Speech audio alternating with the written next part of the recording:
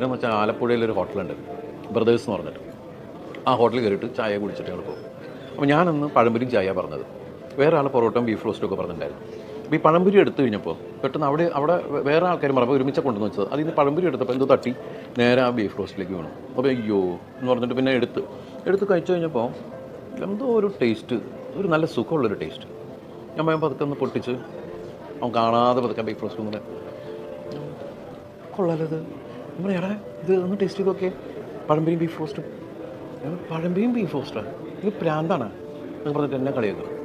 അറിയില്ലടാ നല്ല സ്വാതന്ത്ര്യം നോക്കിയപ്പോൾ എല്ലാവർക്കും അത് ഇഷ്ടമായി, പഴംപൊരിയും ബീഫ് റോസ്റ്റും.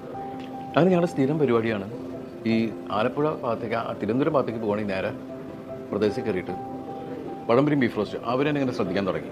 ഇപ്പോൾ എനിക്ക് തോന്നുന്നത് അവിടുത്തെ മെയിൻ ഒരു ഡിഷ് പഴംപൊരിയും ബീഫ് റോസ്റ്റുമാണ്. അപ്പോൾ ഈ പഴംപൊരിയും ബീഫ് റോസ്റ്റ് എന്ന് പറയുന്നത് എൻ്റെ കോമ്പിനേഷൻ ഭയങ്കര രസകരമായ കോമ്പിനേഷൻ, നല്ല സ്വാദുള്ള